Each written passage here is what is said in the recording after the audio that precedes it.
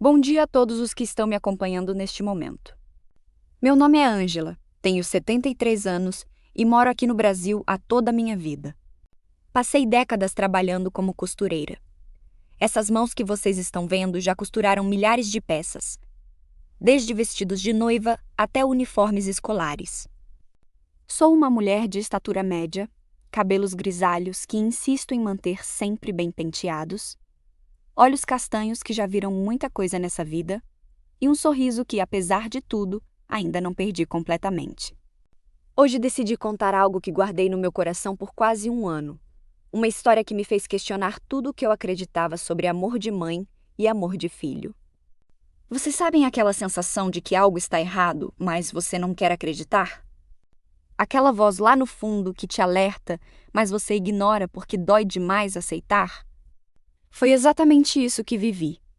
Cheguei num ponto da minha vida em que precisei fingir estar doente, fingir que estava perdendo minha memória para descobrir qual dos meus filhos realmente me amava de verdade. E o que ouvi, meus queridos, partiu meu coração em pedaços tão pequenos que até hoje, quando lembro, sinto aquela dor aguda no peito. Antes de continuar, quero pedir um favor do coração para cada um de vocês que está me ouvindo agora. Se esta história tocar seu coração de alguma forma, se você se identificar com o que estou compartilhando, por favor, deixe seu like neste vídeo. Isso me ajuda muito a saber que não estou sozinha, que outras pessoas também passam ou passaram por situações parecidas. E se você ainda não é inscrito no canal, se inscreva e ative o sininho de notificações, porque aqui eu compartilho histórias reais, histórias de superação, de dor, mas também de esperança. Eu gostaria muito de saber de onde vocês estão me assistindo. Digam nos comentários. São de São Paulo, Rio de Janeiro, Minas Gerais, do Sul, do Nordeste? É incrível como a tecnologia nos permite conectar pessoas de todo o Brasil, né? Aqui estou eu, uma senhora de 73 anos, aprendendo a usar essas plataformas para dividir minha história com vocês. Minha neta mais nova, a Larissa, foi quem me ensinou a mexer nisso tudo. E olha, não foi fácil não, viu? Mas aqui estou. Nasci em 1952, num bairro bem simples de Porto Alegre, no Rio Grande do Sul. Meu pai era operário numa fábrica de calçados e minha mãe lavava roupa para fora para ajudar nas despesas. Éramos 6 irmãos. Eu era a terceira filha e crescemos numa casa pequena de madeira onde mal cabíamos todos, mas que era cheia de amor. Aprendi a costurar com minha avó materna, Dona Benedita, que era uma costureira maravilhosa. Ela dizia que cada ponto dado com cuidado era como uma oração e que através das nossas mãos podíamos criar beleza mesmo no meio da dificuldade. Nunca esqueci essas palavras. Com 15 anos já ajudava minha mãe costurando roupas para as vizinhas e foi assim que comecei a ganhar meu próprio dinheiro. Foi num baile de carnaval, em 1970, que conheci Marcelo, o homem que seria meu marido por mais de 40 anos. Eu tinha 18 anos, usava um vestido azul que eu mesma havia costurado, e ele tinha 22. Era mecânico e tinha aquele jeito confiante que me chamou a atenção logo de cara. Alto, cabelos pretos sempre penteados com brilhantina, um sorriso largo que mostrava todos os dentes. Ele me tirou para dançar e conversamos a noite toda. Marcelo era engraçado, trabalhador, vinha de uma família igualmente humilde e tinha planos de abrir sua própria oficina mecânica um dia. Namoramos por 2 anos, sempre com a supervisão da minha mãe, claro, como era costume naquela época. Casamos em fevereiro de 1972, numa cerimônia simples na paróquia São José, com um almoço depois na casa dos meus pais. Meu vestido de noiva foi a peça mais bonita que já costurei na vida, todo feito à mão, com rendas que minha avó me deu de presente. Nosso primeiro filho, o Roberto, nasceu em novembro de 1972, apenas 9 meses depois do casamento. Foi uma gravidez difícil, tive enjoos terríveis, mas quando segurei aquele bebê nos braços, tudo valeu a pena. Roberto era um bebê tranquilo, de olhos grandes e curiosos, e desde pequeno mostrou ser inteligente e observador. 2 anos depois, em 1974, nasceu minha única filha, a Patrícia.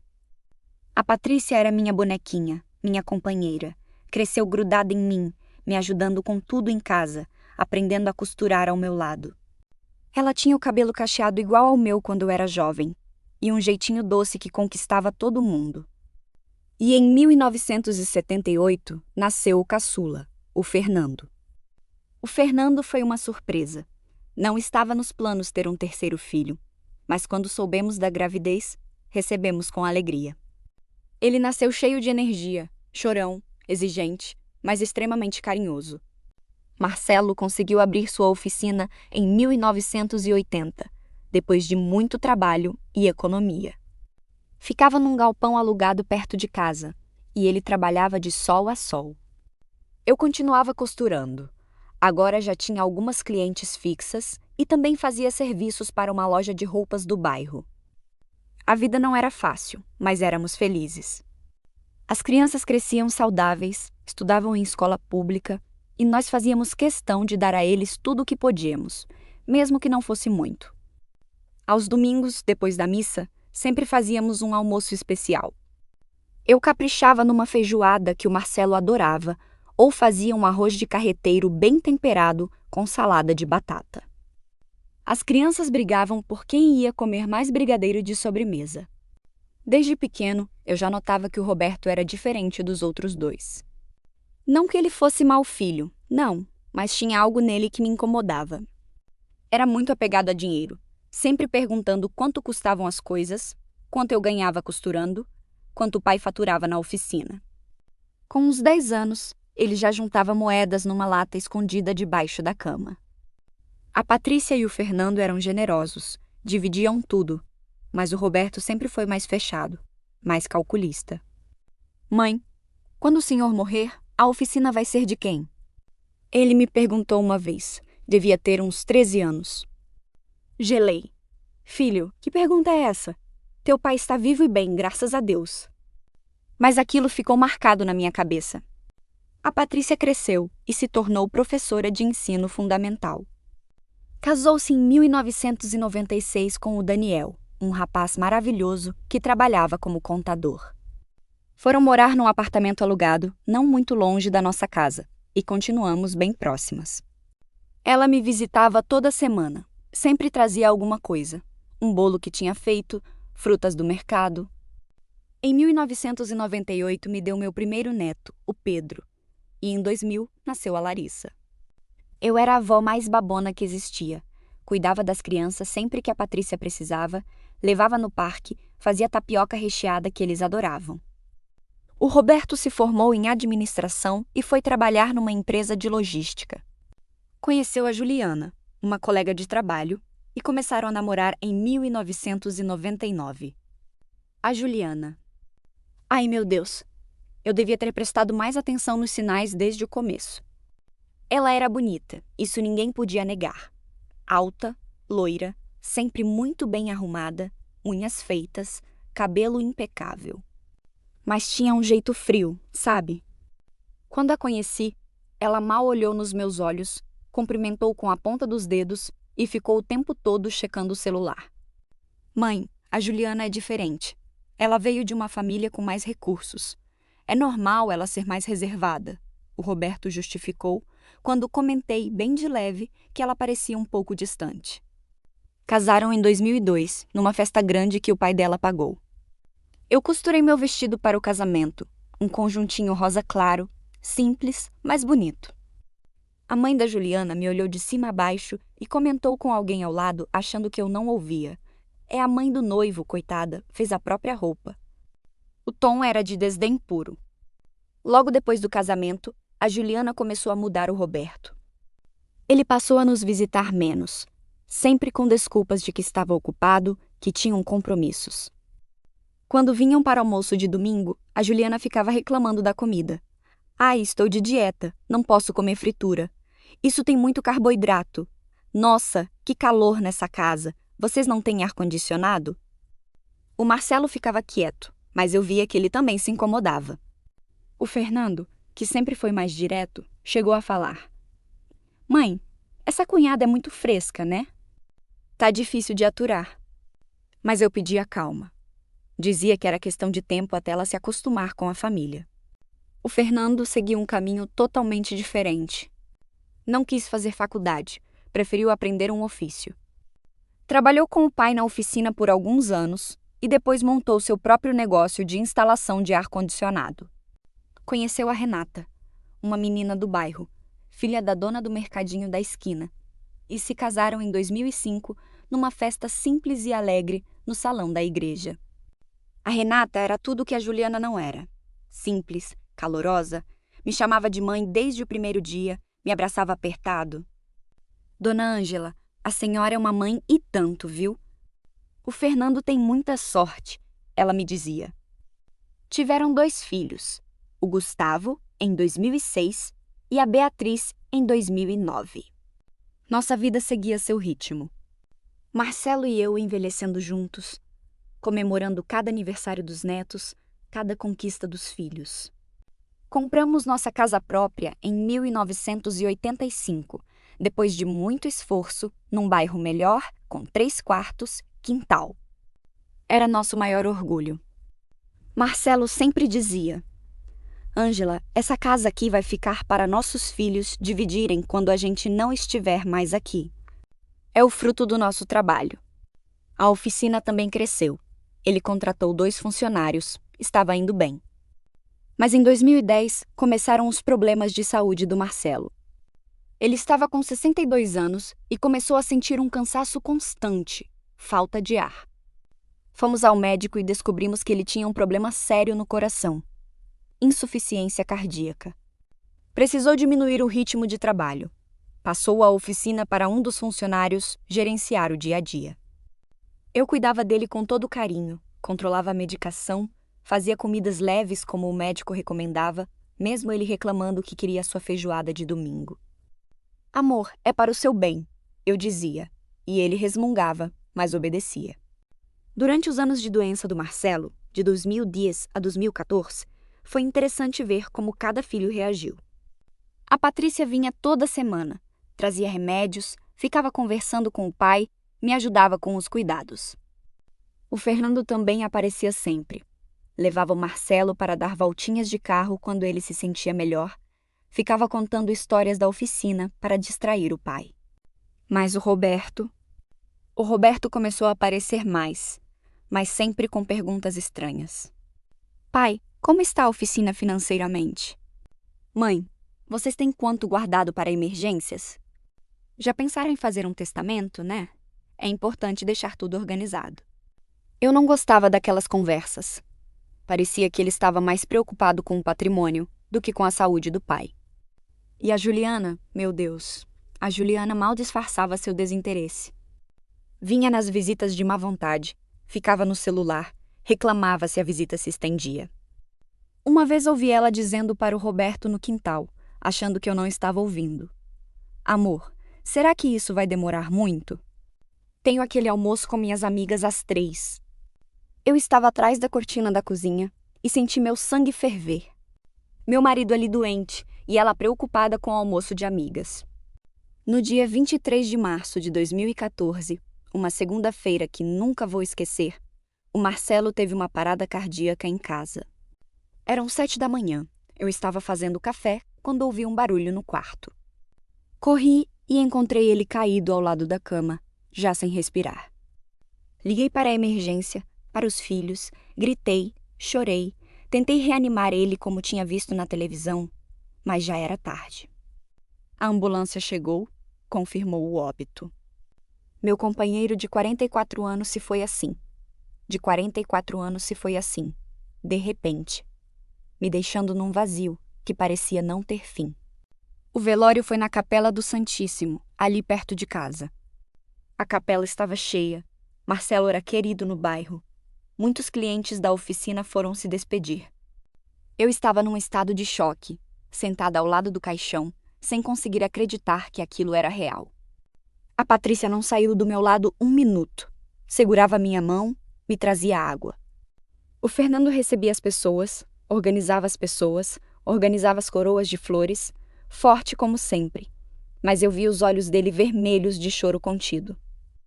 O Roberto estava lá, é claro, mas parecia distante, mais preocupado em conversar com o advogado da família sobre documentos do que em confortar a mãe. A Juliana nem tentou disfarçar o tédio. Ficou sentada num canto mexendo no celular a maior parte do tempo. O enterro foi no dia seguinte, 24 de março, no cemitério Jardim da Paz. Choveu o dia inteiro, como se o céu também estivesse chorando a partida do Marcelo.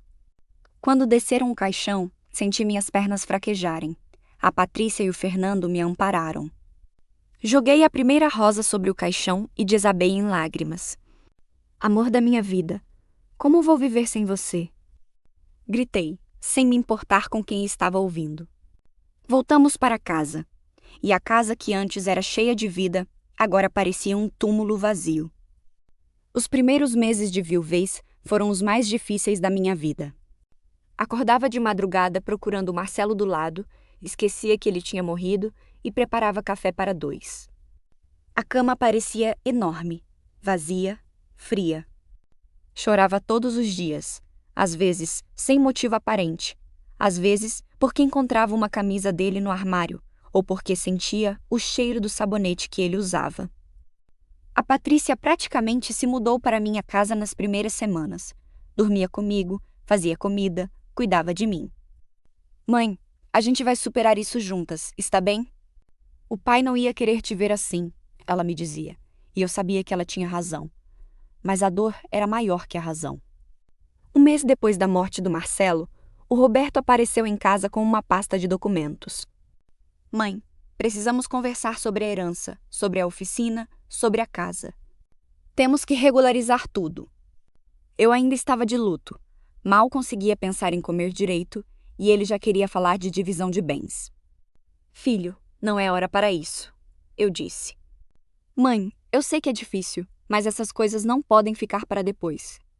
Pode dar problema legal. A Juliana estava junto e acrescentou. Dona Ângela, a senhora precisa pensar no futuro. Não pode deixar tudo bagunçado assim. Futuro? Meu futuro tinha acabado quando o Marcelo morreu. Descobrimos que a oficina valia um bom dinheiro. Tinha equipamentos modernos, uma cartela de clientes fiéis. A casa também se valorizou bastante ao longo dos anos. O bairro tinha se desenvolvido e estava valendo quase R$500 mil. Tínhamos também uma poupança de aproximadamente R$80 mil que juntamos durante toda a vida. O Roberto ficou obcecado com esses números. Toda vez que vinha me visitar, e agora vinha me visitar, e agora vinha bastante, era para falar sobre isso. Mãe, eu acho que devemos vender a oficina e dividir o dinheiro. Mãe, e se a senhora vendesse a casa e comprasse um apartamento menor? Sobraria dinheiro para a senhora viver bem e ainda daria para dividir entre nós 3. A Patrícia e o Fernando ficavam indignados. Mãe, não dá ouvidos para isso. A senhora mora nessa casa. É sua casa. Suas memórias estão aqui. E a oficina era o sonho do pai. Não pode ser vendida assim, friamente, a Patrícia falava. O Fernando completava. Mãe, eu posso tocar a oficina? Continuar o trabalho do pai. Não precisa vender nada agora. A senhora ainda está de luto, não está em condição de tomar essas decisões. Mas o Roberto insistia, e a Juliana só piorava as coisas. Vocês não pensam no futuro, são acomodados. O Roberto está certo. Precisa liquidar tudo e dividir enquanto é tempo. Ela dizia, como se tivesse algum direito de opinar. Se esta história está chegando ao coração de vocês, se estão sentindo a dor que eu senti, por favor, deixem seu like, se inscrevam no canal. Isso me dá força para continuar compartilhando. Comentem aqui embaixo se vocês já passaram por algo parecido, se já se sentiram pressionados por família em momentos difíceis. Vocês não imaginam como é reconfortante saber que não estou sozinha nessa.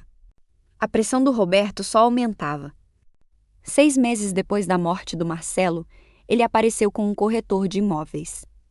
Mãe, trouxe o Álvaro aqui para dar uma avaliada na casa, só para termos uma ideia de preço, nada definitivo. Eu estava na cozinha preparando um pão de queijo, uma das receitas que o Marcelo adorava e que eu ainda fazia por hábito, mesmo não tendo quem apreciasse. O corretor começou a medir os cômodos, tirar fotos.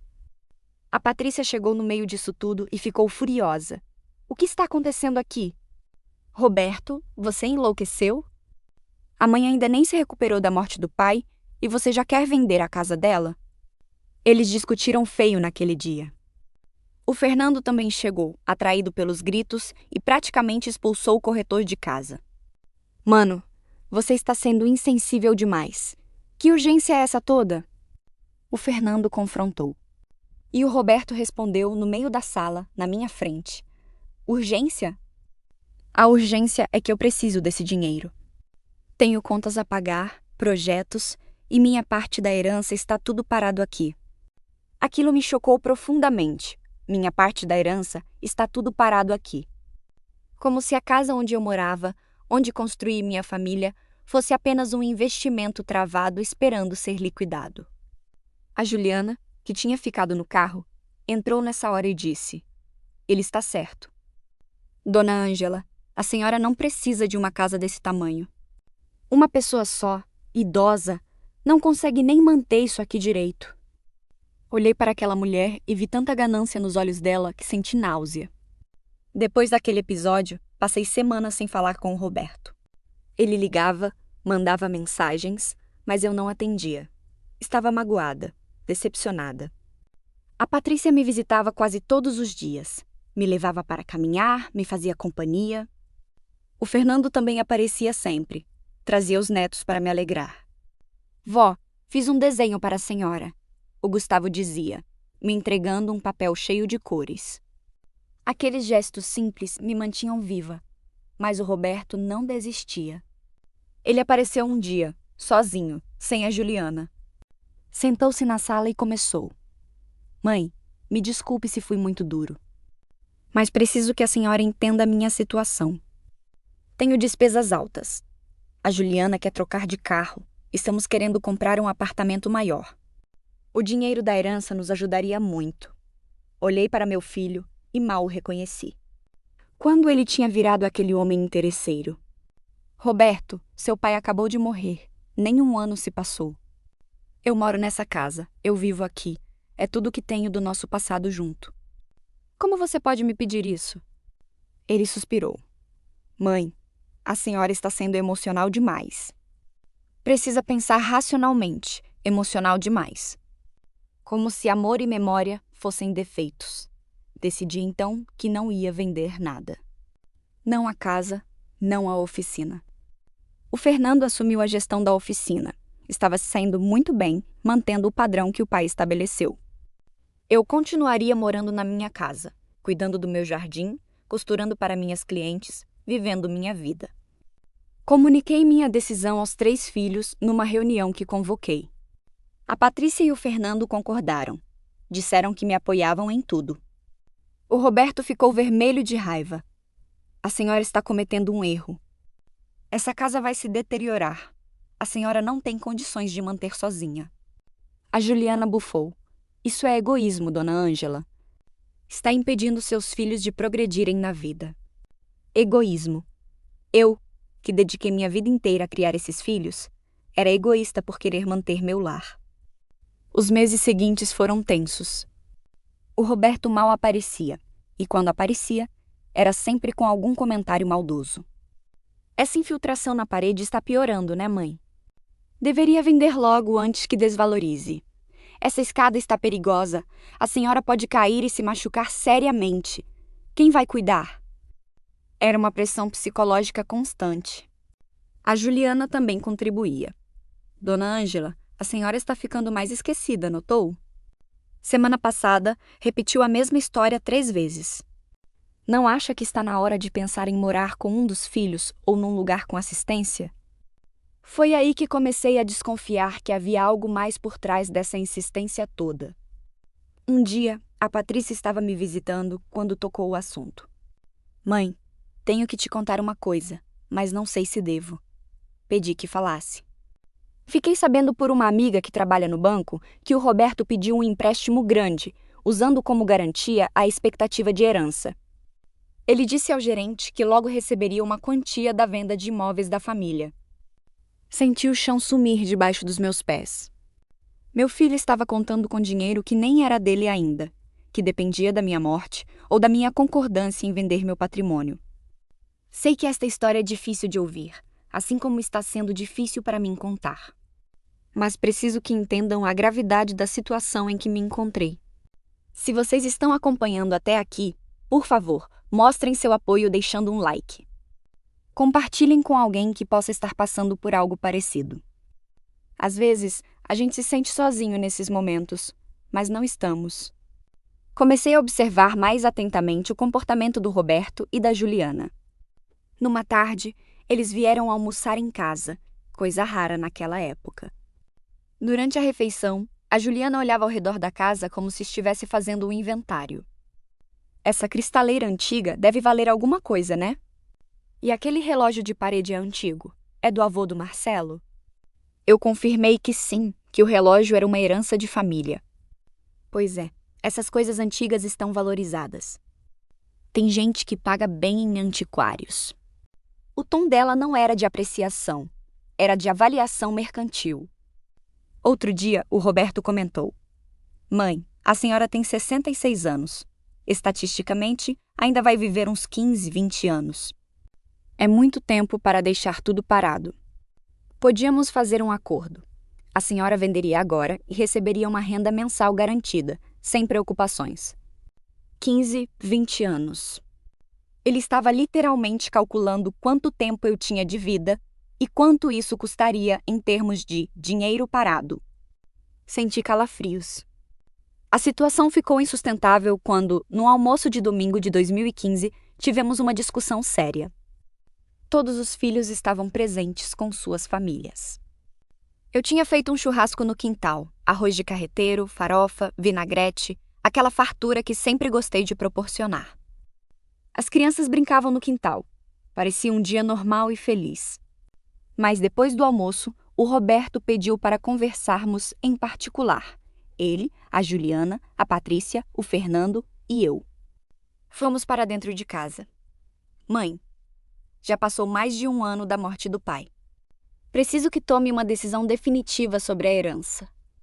Eu e a Juliana precisamos do dinheiro agora, não daqui a 20 anos quando a senhora falecer." Ele começou direto ao ponto. A Patrícia retrucou imediatamente: "Roberto, como você pode falar assim? Parece que está desejando a morte da mãe." Ele se irritou. "Não estou desejando nada. Estou desejando nada. Estou sendo realista." "Mãe, a senhora pode fazer uma doação em vida? Divide os bens entre nós 3 agora e fica aliviada dessa responsabilidade." O Fernando se pronunciou: "Mano, você está sendo absurdo.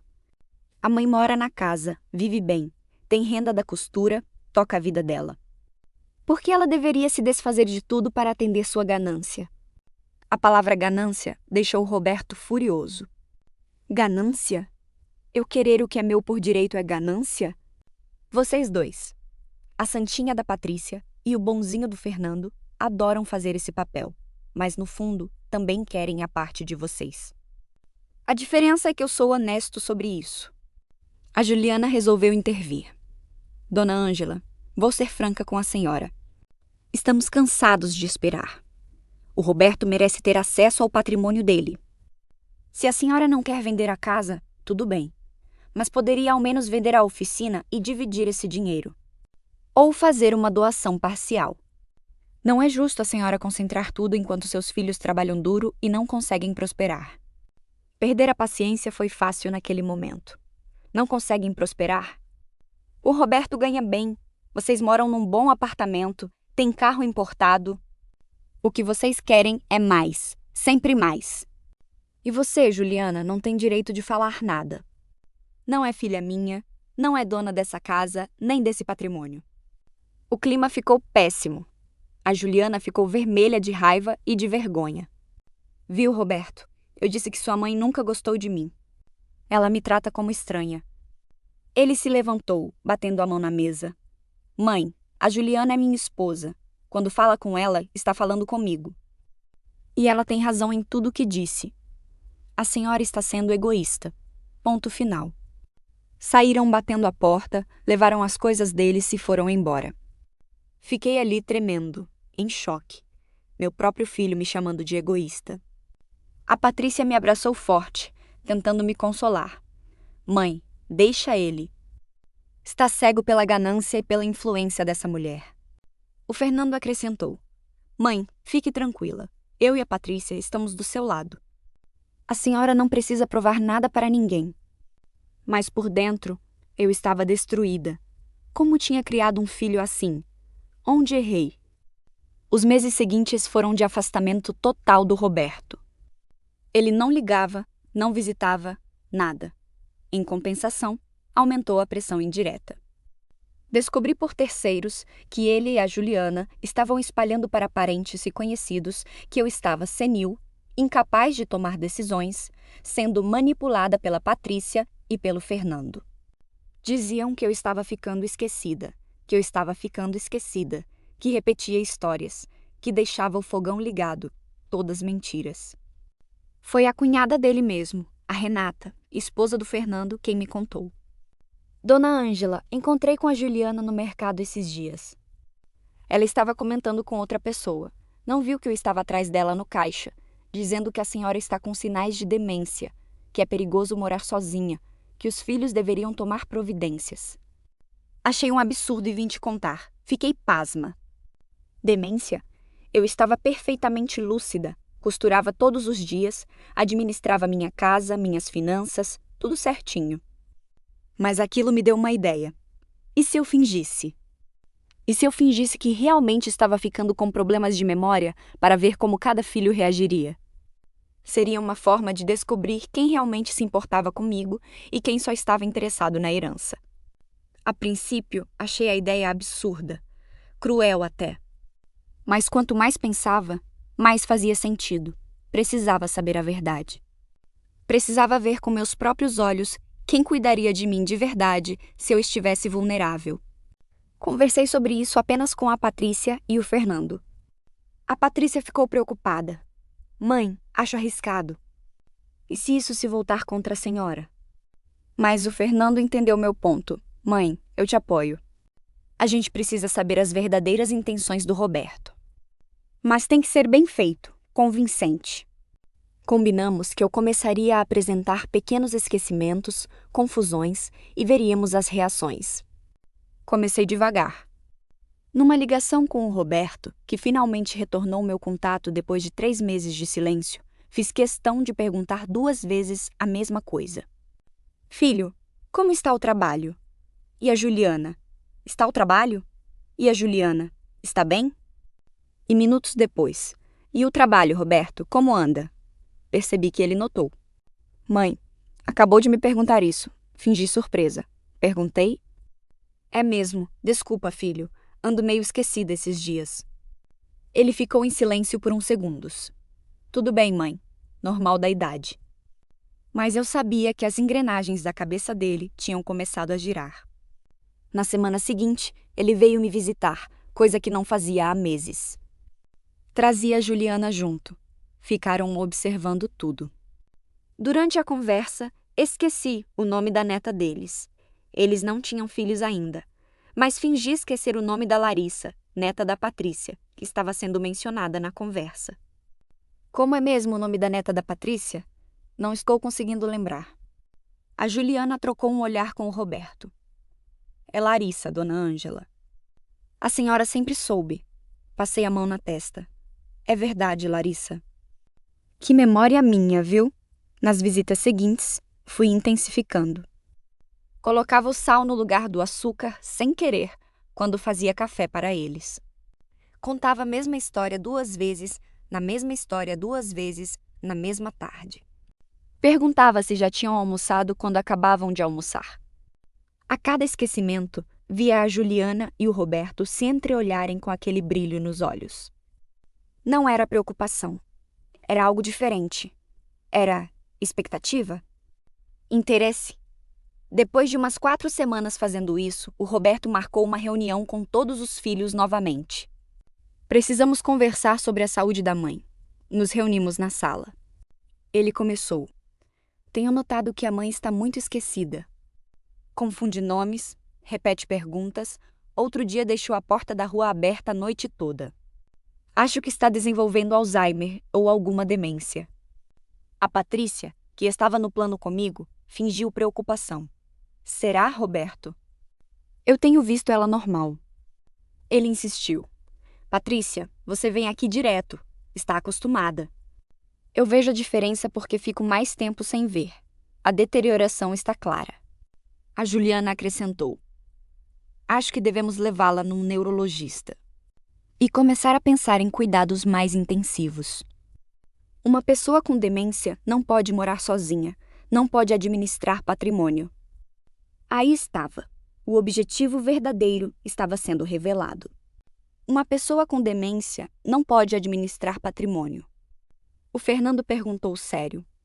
O que você está sugerindo, Roberto? E ele respondeu, tranquilo como se fosse a coisa mais óbvia do mundo. Estou sugerindo que solicitemos uma curatela. Declarar a mãe incapaz civilmente e nós três assumimos a gestão dos bens dela. Para o bem dela, claro. Senti um frio na espinha, mesmo sabendo que estava fingindo. O plano dele estava claro. Usar minha suposta demência para tomar controle de tudo. Vender o que quisesse, dividir como quisesse. A Patrícia se exaltou. Roberto, você enlouqueceu completamente? Curatela? A mãe está com alguns esquecimentos. Talvez seja normal da idade. E você já quer declará-la incapaz? Ele respondeu calmo demais. É para proteger ela e o patrimônio dela. Vocês vão concordar comigo quando ela esquecer o fogão ligado e incendiar a casa. Ou quando alguém se aproveitar dela para aplicar golpe. Esta parte é muito difícil para mim contar. Perceber que meu próprio filho estava planejando usar uma doença que ele achava que eu tinha para se apossar dos meus bens. Não tem palavras para descrever essa dor. Se vocês estão me acompanhando até aqui, por favor, deixem seu apoio nos comentários. Me digam que não estou errada em me sentir traída, que isso que estou sentindo é legítimo. Decidi elevar o teste para o próximo nível. Numa tarde, liguei para o Roberto chorando, fingindo confusão total. Filho, você pode vir aqui? Estou muito confusa. Não sei que dia é hoje. Não lembro se já comi. Estou com medo. Ele chegou em 20 minutos, com a Juliana. Encontraram eu na sala, de roupão, cabelo desarrumado, olhando para o nada. Mãe, o que aconteceu? Fingi não reconhecê-lo por uns segundos. Quem é você? Roberto, é você, filho. Desculpa, fiquei confusa. A Juliana imediatamente começou a tirar fotos com o celular. Percebi pelo reflexo no espelho. Fotos de mim naquele estado. Dona Ângela, vamos sentar. O que a senhora almoçou hoje? Fingi não lembrar. Não sei. Acho que não comi ainda. Ou comi. Tem comida na geladeira? O Roberto foi até a cozinha. Eu tinha deixado propositalmente uma panela no fogão com feijão queimado no fundo. Tinha esquecido de propósito o fogo ligado. Ele voltou. Mãe, tem uma panela queimada no fogão. O fogo estava ligado. Levei as mãos à cabeça. Meu Deus, nem lembrava que estava cozinhando. Poderia ter causado um incêndio. Eles ficaram lá por horas, observando, anotando cada coisa que eu fazia de errado. A Juliana sugeriu. Dona Ângela, acho melhor a senhora vir passar uns dias lá em casa. A gente cuida da senhora. Não pode ficar sozinha assim. Roberto concordou. É, mãe, seria mais seguro. Recusei, dizendo que queria ficar na minha casa. Insistiram muito, mas mantive a recusa. Quando foram embora, eu os observei pela janela. Estavam sorrindo. Sorrindo, como se tivessem ganhado na loteria. No dia seguinte, descobri que o Roberto tinha ido a um advogado buscar informações sobre o processo de interdição. A Patrícia ficou sabendo porque uma prima que trabalha no cartório ao lado do escritório do advogado viu ele entrando lá e depois confirmou o assunto. Meu filho estava literalmente preparando um processo para me declarar incapaz. E eu nem estava realmente doente. Continuei com a farsa por mais 2 semanas. Nesse período, documentei tudo. Gravei conversas. Anotei cada visita, cada fala.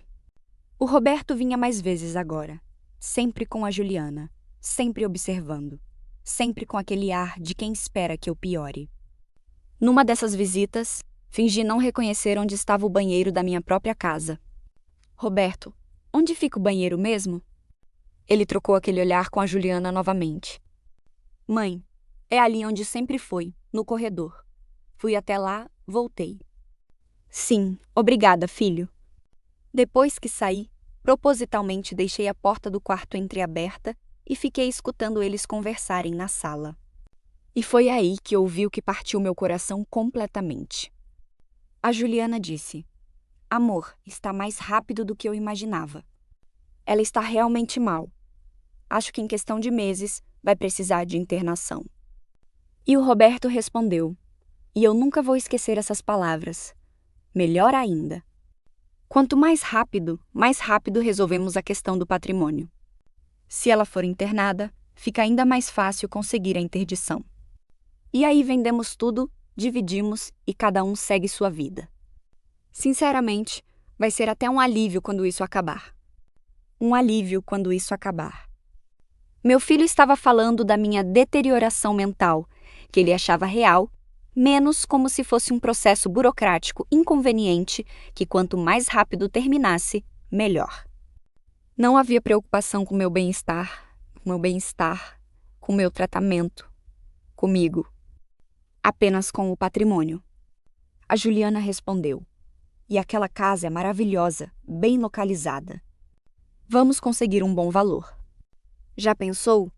Podemos pegar nossa parte e comprar aquele apartamento que vimos na Zona Sul. Saí do quarto de propósito fazendo barulho. Eles se calaram imediatamente. Filho, vou deitar um pouco, estou cansada. Ele veio até mim, me deu um beijo na testa, tão falso que quase tive náusea. Descansa, mãe. A gente volta amanhã para ver como está. Quando foram embora, desabei em lágrimas verdadeiras. Toda aquela dor não era mais fingimento. Era real, profunda, dilacerante. Comparei isso com o comportamento da Patrícia e do Fernando durante esse mesmo período. A Patrícia tinha realmente se assustado com meus esquecimentos, mesmo sabendo que eram fingidos porque a atuação estava convincente. Ela insistiu em me levar a um neurologista de verdade. Mãe, precisa fazer exames, ter certeza do que está acontecendo, começar tratamento se for necessário. Marcou consulta, me levou, ficou o tempo todo segurando minha mão. O médico, Dr. Henrique Moraes, um neurologista experiente, fez uma série de testes. Claro que eu passei em todos, porque não tinha nada. Ele disse: Dona Ângela, pelo que vejo aqui, a senhora está com a cognição perfeitamente preservada. Esses esquecimentos que relataram podem ser estresse, ansiedade, até depressão pelo luto. Não vejo sinais de demência. Quando a Patrícia ouviu isso, seu alívio foi genuíno e emocionado. Ai, mãe, graças a Deus, fiquei tão preocupada, abraçou-me chorando. Aquilo era amor verdadeiro. Preocupação real com meu bem-estar, não com meus bens. O Fernando também reagiu com alívio quando soube do resultado. Que bom, mãe. A gente cuida da senhora. Menos estresse, mais passeios. Vai ver que esses esquecimentos param. Amor, cuidado, família de verdade. Mas não contei o resultado do exame para o Roberto. Deixei que continuasse achando que eu estava mal. Queria ver até onde ele iria. E ele foi longe. 2 semanas depois do exame, ele apareceu em casa com uma mulher. Mãe, essa é a doutora Silvia. Ela é assistente social. Vim com ela para avaliar suas condições de moradia e autonomia. Assistente social. Ele tinha contratado alguém para fazer um relatório que usaria no processo de interdição. A mulher foi gentil, profissional, fez perguntas, olhou a casa. Eu continuei fingindo os esquecimentos, mas de forma mais branda. No final, ela disse para o Roberto que eu parecia com algum declínio cognitivo leve, mas ainda com capacidade de autocuidado. Não era o que ele queria ouvir. Vi a decepção no rosto dele. Depois que a assistente foi embora, o Roberto ficou. Sentou-se na sala e disse: Mãe, não pode continuar morando sozinha. Tenho 2 propostas. Ou vende a casa e vai morar num lugar com assistência, tipo uma casa de repouso boa, ou vem morar comigo e com a Juliana. Vamos cuidar da senhora. Casa de repouso. Ele queria me trancar num asilo, mesmo eu não tendo doença grave. E a segunda opção, morar com ele e a Juliana, era pior ainda. Seria uma prisioneira na casa deles. Filho, eu gosto da minha casa, quero ficar aqui, respondi, ainda no papel de pessoa confusa, mas teimosa. Ele suspirou, impaciente. Mãe, a senhora não está em condições de tomar essa decisão. Vou ter que tomar por você. E foi embora, deixando claro que não aceitaria minha vontade. Decidi então que era hora de encerrar a farsa. Planejei uma reunião. Convoquei os 3 filhos.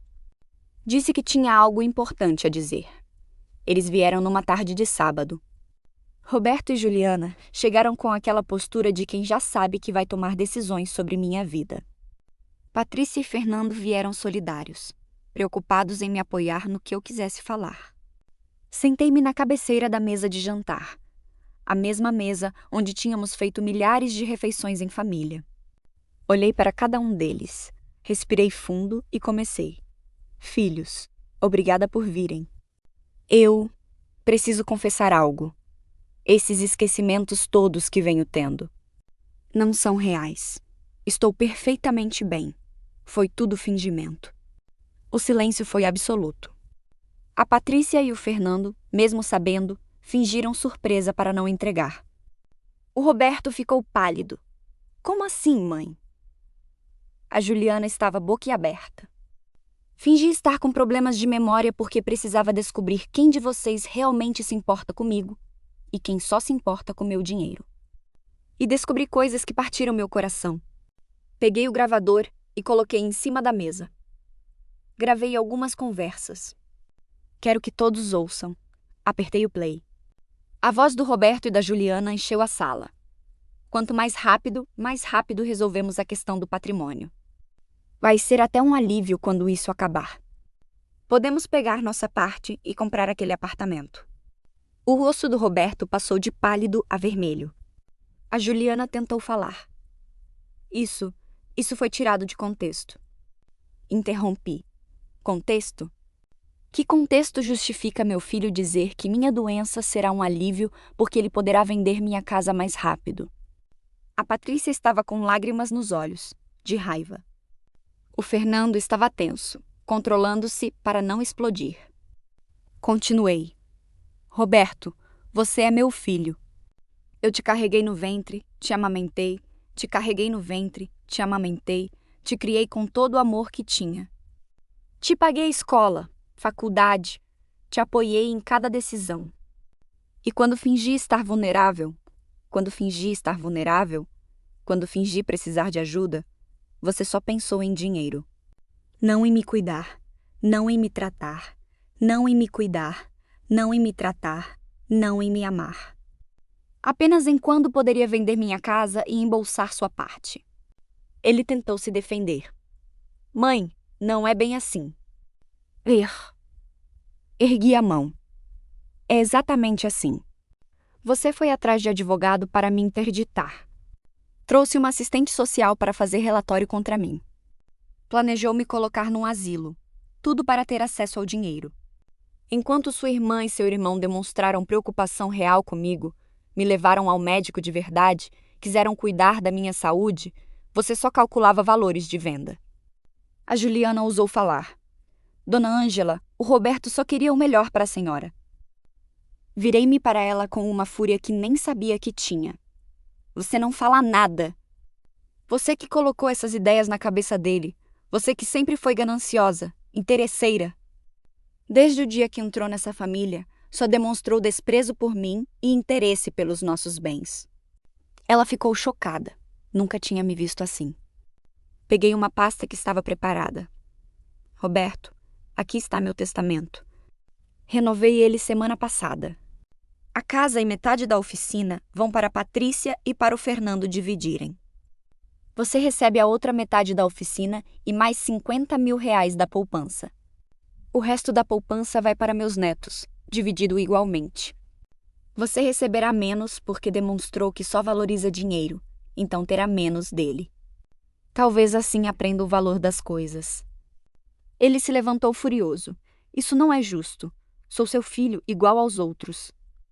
Levantei também. Justo seria você ter pensado em mim como mãe, não como patrimônio.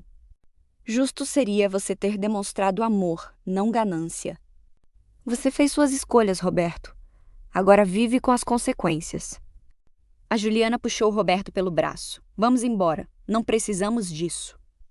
Podemos contestar esse testamento na justiça. Olhei para ela. Pode tentar. Tenho laudos médicos provando minha sanidade. Tenho gravações provando suas intenções. Nenhum juiz vai anular. Eles saíram batendo a porta, furiosos. Quando ficamos só nós três, eu, a Patrícia e o Fernando, desabei em lágrimas. A Patrícia me abraçou. Mãe, fez a coisa certa. Foi muito doloroso, mas necessário. O Fernando segurava minha mão. Mãe, pode contar com a gente sempre. Vamos cuidar da senhora, não pelo dinheiro, mas porque amamos. Aquilo sim era família. Os dias seguintes foram difíceis. O Roberto tentou me ligar várias vezes, mandou mensagens dizendo que eu tinha exagerado, que ia me arrepender. A Juliana chegou a mandar um e-mail dizendo que ia processar por danos morais. Não respondi nenhuma das duas. Bloqueei os números. Precisava de paz. A família toda ficou sabendo do ocorrido. Alguns primos, tios, tomaram meu lado. Outros acharam que eu tinha sido dura demais. Ângela, no fim, ele é seu filho. Você devia perdoar. Mas perdoar não significava aceitar abuso. Aceitei manipulação. Eu amava o Roberto, sempre amaria, mas não toleraria mais suas atitudes. Passaram-se meses. O Roberto não tentou mais contato. Soube por terceiros que ele e a Juliana tiveram problemas financeiros sérios. O tal empréstimo que ele fez contando com a herança veio cobrança. Tiveram que vender o carro importado, mudar para um apartamento menor. Não senti prazer com isso, mas também não senti prazer com isso. Mas também não senti pena. Eram consequências das próprias escolhas deles. A Patrícia e o Fernando me visitavam constantemente. Os netos cresciam. Vinham passar finais de semana comigo. Ensinei a Larissa a costurar, assim como minha avó tinha me ensinado. O Pedro aprendeu algumas receitas comigo. Adorava fazer pão de queijo. Esses momentos simples me enchiam de alegria. Voltei a frequentar a igreja regularmente, na paróquia São José, a mesma onde casei. Fiz novas amizades num grupo da terceira idade. Viajei com a Patrícia para conhecer a praia em Santa Catarina, menos nunca tinha ido antes. Vivi. 2 anos depois do confronto, em 2018, numa tarde de domingo, a campainha tocou. Fui atender e era o Roberto, sozinho, sem a Juliana. Estava diferente, mais magro, com olheiras, o cabelo grisalho que antes escondia, agora aparente. Mãe, podemos conversar? Hesitei, mas deixei entrar. Sentamos na sala, em silêncio por alguns minutos. Mãe, eu... Vim pedir perdão, ele começou, a voz embargada. Demorei para entender, mas você estava certa em tudo. Fui um filho horrível. Me deixei consumir pela ganância, pela influência da Juliana, pelo materialismo. Quando você fingiu estar doente e eu só pensei em dinheiro. Não consigo nem me olhar no espelho desde que eu vi aquela gravação. Perdi minha mãe, perdi minha dignidade, perdi tudo por dinheiro que nem era meu. Eu ouvia, emocionada, mas cautelosa. O que aconteceu, Roberto? Ele suspirou. Muita coisa. O empréstimo que fiz ficou impagável. Perdemos o carro, o apartamento. A Juliana me largou. Disse que eu era um fracassado, que não servia para nada. Foi embora com outro cara, um advogado rico. Fiquei sozinho, sem dinheiro, morando num quartinho alugado. E aí, no fundo do poço, percebi que tinha perdido o que realmente importava: família. Você, a Patrícia, o Fernando, meus sobrinhos. Troquei amor por dinheiro e acabei sem nenhum dos dois. Lágrimas escorriam pelo meu rosto. Era meu filho ali, quebrado, mas finalmente enxergando. Roberto, você me machucou muito, profundamente. Ele balançou a cabeça. Eu sei, mãe, e não espero perdão. Só vim dizer que sinto muito, de coração. E que se um dia, talvez, você puder me dar uma segunda chance, não de herança ou dinheiro, mas só de ser seu filho de novo, de estar na sua vida, eu juro que vou valorizar cada segundo. Fiquei em silêncio, pensando. Quanto tempo segurar a mágoa? Quanto tempo punir? O Roberto estava genuinamente arrependido. Isso eu podia ver. Filho, perdão a gente pode dar, mas confiança se reconstrói devagar. Ele concordou. Eu sei. Vou reconquistar passo a passo, se você me der chance. Não foi fácil nem rápido. O Roberto começou a vir me visitar uma vez por mês. Depois, quinzenalmente. Conversávamos. Ele me contava sobre o trabalho novo que arranjou numa empresa menor, como estava reconstruindo a vida. Não pedia dinheiro, não falava sobre herança ou patrimônio. Falava sobre sentimentos, memórias, sobre o pai que tinha morrido. Mãe, lembra quando o pai me ensinou a andar de bicicleta?